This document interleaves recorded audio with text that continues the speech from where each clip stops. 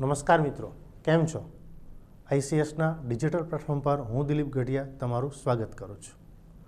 GPSC વર્ગ 1-2 આ ઉપરાંત નાયબ મામલતદાર, નાયબ સેક્શન ઓફિસરની મુખ્ય પરીક્ષાઓ, આ મુખ્ય પરીક્ષાઓના પેપર નંબર 2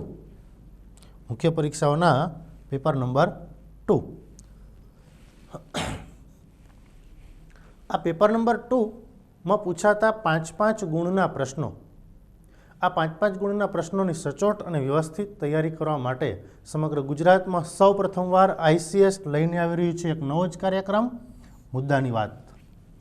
મિત્રો, મુદ્દાની વાત કાર્યક્રમમાં પેપર નંબર 2માં પૂછાતા 5-5 ગુણના પ્રશ્નોની સચોટ અને વ્યવસ્થિત તૈયારી કેવી રીતે કરવી, શોર્ટ ટાઈમમાં, શોર્ટ સ્પેસમાં મુદ્દાસર પ્રશ્નોના ઉત્તરો કઈ રીતે આપણે લખવા એના વિશે માહિતી મેળવીશું.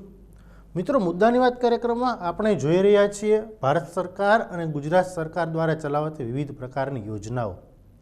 આ યોજનાઓની આગલી શ્રેણીઓમાં આપણે જોઈશું આજની યોજના. તો મિત્રો, આપણી આજની યોજના છે શ્રેયસ યોજના.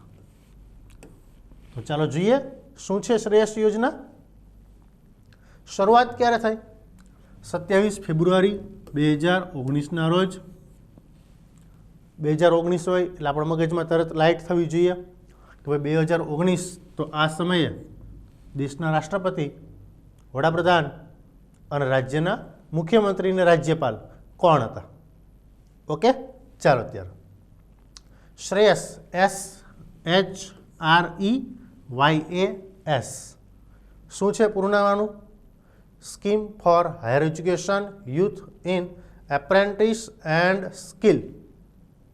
હાયર એજ્યુકેશન, ઉચ્ચ શિક્ષણ, યુથમાં સંકળાયેલો યુવા વર્ગ, યુથ એટલે યુવા વર્ગ, ઇન એપ્રેન્ટિસના કોર્સમાં જે છે ઉચ્ચ શિક્ષણમાં, એને સ્કિલ પૂરી પાડવી, કૌશલ્ય પ્રદાન કરવું, એ આ યોજનાનો હેતુ છે. તો એનું પૂરું નામ પણ આપણને આવડવું જોઈએ. ચાલો જોઈએ શું છે ઉદ્દેશ આનો. ઉદ્દેશ્ય ઉચ્ચ શિક્ષણ વ્યવસ્થામાં રોજગાર આધારિત કૌશલ વિકાસને પ્રોત્સાહન આપવું. ધ્યાન રાખજો, ઉચ્ચ શિક્ષણ વ્યવસ્થામાં રોજગાર આધારિત, હાલની આપણી શિક્ષણ વ્યવસ્થા આપણને સૌને ખબર છે, એનો એક માઇનસ પોઈન્ટ છે કે ભાઈ શિક્ષણ વ્યવસ્થા રોજગાર પ્રદાન કરી શકતી નથી અથવા તો આપી શકતી નથી. રેડી? શિક્ષણ મેળવેલ યુવક વર્ગ કાં તો સ્વરોજગાર, બરાબર, અથવા તો નાનો મોટો વ્યવસાય, નોકરી ધંધો કરવા માટે સક્ષમ હોવો જોઈએ, એટલો સક્ષમ હોતો નથી. તો એવું ન થાય એટલા માટે રોજગાર આધારિત કૌશલ વિકાસને પ્રોત્સાહન આપવું, એવા કૌશલ્યનો વિકાસ કરવો યુવા વર્ગમાં કે જેને રોજગારી પ્રદાન કરે. ઓકે, ચાલો આગળ. કોના હાથ નીચે છે? કયા મંત્રાલય નીચે છે? તો કે ભાઈ માનવ સંસાધન વિકાસ મંત્રાલય. તો મિત્રો મને કહો જોઈએ કે આજે હાલની તારીખમાં, હાલના સમયે દેશના માનવ સંસાધન વિકાસ મંત્રાલય કોણ છે? આ પ્રશ્નનો જવાબ તમે મને કોમેન્ટ બોક્સમાં આપશો અને અમે તમારા જવાબની રાહ જોઈશું. ચાલો આગળ. આ યોજનામાં જનરલ ડિગ્રી એટલે કે બિન ટેકનોલોજી ડિગ્રી, બરાબર, ટેકનિકલ સિવાયની ડિગ્રીના નવા સ્નાતકોને સમાવવામાં આવશે, જેમાં 2022 સુધી 50 લાખ વિદ્યાર્થીઓને સમાવવાનું લક્ષ્ય છે. ઓકે, 2022 સુધીમાં 50 લાખ વિદ્યાર્થીઓને આ કૌશલ્ય વિકાસ માટે તૈયાર કરવાના છે. ચાલો આગળ.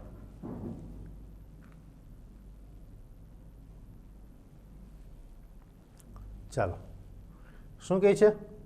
NAPS national apprenticeship promotional scheme. ધ્યાન રાખજો, NAPS national apprenticeship promotional scheme દ્વારા વિદ્યાર્થીઓને એપ્રેન્ટિસશીપ પૂરી પાડવામાં આવશે. આગળ.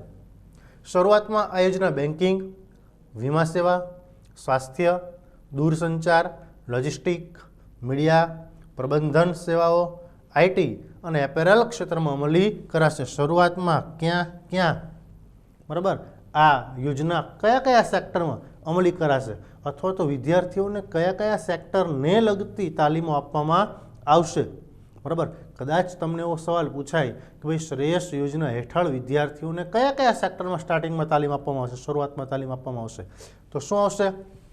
बेंकिंग, वीमा सेवा, स्वास्थ्य, दूरसंचार that mean telecommunication, logistic that mean transportation, media, okay, प्रबंधन सेवाओं मैनेजमेंट सिस्टम, आईटी અને એપેરેલ સેક્ટર, એપેરેલ એટલે તૈયાર વસ્ત્રનો ઉદ્યોગ, બરાબર, કાપડમાંથી તૈયાર વસ્ત્રો બનાવે એનો ઉદ્યોગ, તો એપેરેલ સેક્ટરમાં અમલી કરાશે. આગળ દેશની બધી IIT, Indian institute of management technology, IIT Indian institute of technology, okay. ચાલો, ગુજરાતમાં આઈઆઈટી ક્યાં છે કહો જોઈએ? ઓકે, એક્ઝેક્ટ ક્યાં છે? ગાંધીનગર. ચાલો, બધી આઈઆઈટી, યુનિવર્સિટી, કોલેજ અને પોલિટેકનિકના વિદ્યાર્થીઓ શ્રેયસ પોર્ટલ પર રજિસ્ટ્રેશન કરાવશે. આગળ, આ યોજના અંતર્ગત સ્ટાઇપેન્ડ 6,000 રૂપિયા આપવામાં આવશે. એપ્રેન્ટિસને જે આપવામાં આવે છે ને પગાર નહીં કહેવાય, શું કહેવાશે? સ્ટાઇપેન્ડ. કેટલું આપવામાં આવશે? 6,000 રૂપિયા આપવામાં આવશે. ઓકે, ચાલો આગળ. આ પોર્ટલ દ્વારા શિક્ષણ સંસ્થાન અને ઉદ્યોગ બંનેમાં પ્રશિક્ષણ માટે પોતાની જરૂરતો અને ઉપલબ્ધતાની જાણકારી આપવામાં આવશે. શ્રેયસ પોર્ટલ એવું બનાવવામાં આવ્યું છે કે આ પોર્ટલ દ્વારા શિક્ષણ સંસ્થાઓ અને ઉદ્યોગ જગત આ બંને એકબીજા સાથે કનેક્ટેડ રહી શકશે. બરાબર, શિક્ષણ સંસ્થાઓ પોતાની પ્રશિક્ષણ માટેની જરૂરિયાતો અને ઉદ્યોગ જગતને શેની જરૂર છે, બરાબર, એ પ્રમાણે શિક્ષણ જગત એને ઉપલબ્ધ કરાવશે, કૌશલ્ય ઉપલબ્ધ કરાવશે. આગળ, જે શિક્ષણ ઉદ્યોગ અને સેવા ક્ષેત્ર વચ્ચે એક લિંક સ્થાપિત કરશે. આ પોર્ટલ કયું? શ્રેયસ એ શિક્ષણ, ઉદ્યોગ અને સેવા ક્ષેત્ર વચ્ચે એક લિંક સ્થાપિત કરશે. આગળ, આ યોજના અંતર્ગત માનવ સંસાધન વિકાસ મંત્રાલય, કૌશલ્ય વિકાસ અને ઉદ્યમિતા મંત્રાલય, બરાબર, સ્કિલ ડેવલપમેન્ટ, બરાબર, અને શ્રમ અને રોજગાર મંત્રાલય સંયુક્ત રીતે કામ કરશે. ધ્યાન રાખજો, શ્રેયસ પોર્ટલ, શ્રેયસ યોજના અંતર્ગત કયા કયા 3 મંત્રાલયો કામ કરશે?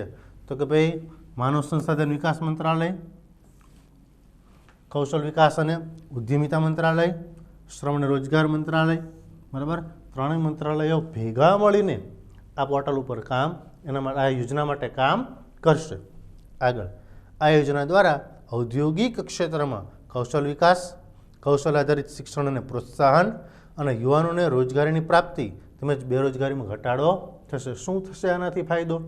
તો કે ભાઈ ઔદ્યોગિક ક્ષેત્રમાં કૌશલ વિકાસ વધશે, ઇન્ડસ્ટ્રીયલ સેક્ટરમાં કેળવાયેલ શ્રમ મળશે, બરાબર, એને કારણે શું થશે? પ્રોડક્શન વધશે, બરાબર, બિનજરૂરી ખર્ચાઓ ઘટશે. આગળ, કૌશલ વિકાસ, કૌશલ આધારિત શિક્ષણ અને પ્રોત્સાહન, શિક્ષણ કેવું બનશે?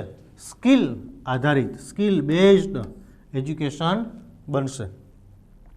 યુવાનોને રોજગારીની પ્રાપ્તિ થશે અને સ્વાભાવિક છે રોજગારીની પ્રાપ્તિ થશે તો બેરોજગારીનું પ્રમાણ પણ નીચું આવશે. ઓકે, ચાલો અત્યારે તો મિત્રો આ હતી આપણી આજની યોજના. આ યોજના તમને કેવી લાગી એ ચોક્કસપણે જણાવજો. પરંતુ જતાં જતાં આપણે જોઈએ આજના આપણા સવાલો.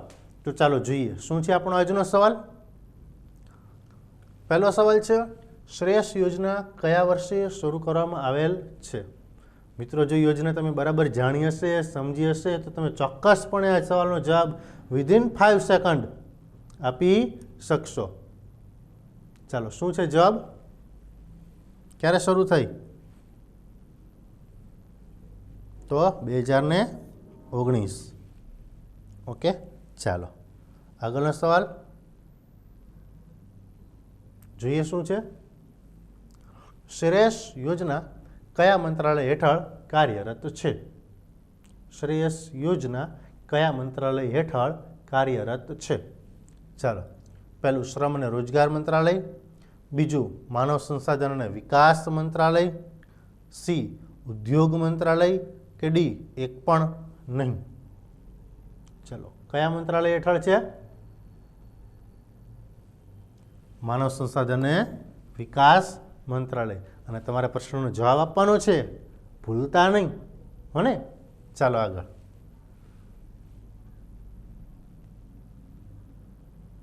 આગળનો સવાલ, શ્રેયસ યોજના સંબંધિત નીચે આપેલ વિધાનોમાંથી સાચા વિધાનો પસંદ કરો. પહેલું, આ યોજના અંતર્ગત 2022 સુધીમાં 50 લાખ વિદ્યાર્થીઓને સમાવવાનો ઉદ્દેશ્ય છે. આ પહેલું વિધાન. બીજું, આ યોજના અંતર્ગત સ્ટાઇપેન્ડ 6000 રૂપિયા આપવામાં આવશે. ત્રીજું, આ યોજનાનો ઉદ્દેશ શિક્ષાની સાથે કૌશલ કેળવવાનો છે. ચાલો જોઈએ. એ વિધાન 1, 2, 3 સાચા છે. બી વિધાન 1 અને 2 સાચા છે. સી વિધાન 2 સાચું છે અને ડી 1 પણ સાચું નથી. મિત્રો ચાલો જો 2022 સુધીમાં 50 લાખ વિદ્યાર્થી, સાચી વાત, બરાબર. સ્ટાઇપેન્ડ 6000 રૂપિયા, સાચી વાત, બરાબર. અને ઉદ્દેશ શિક્ષણની સાથે કૌશલ્ય, એ પણ સાચી વાત, બરાબર. તો 1, 2 અને 3 ત્રણેય વિધાનો સત્ય છે. ઓકે, તો મિત્રો કેવી લાગી આ યોજના તમને, એ તમે અમને કોમેન્ટ બોક્સમાં ચોક્કસપણે જણાવજો. આ અને આવી બીજી અનેક યોજનાઓ જોવા માટે જોતા રહો અમારી channel ICS mentor. Thank you.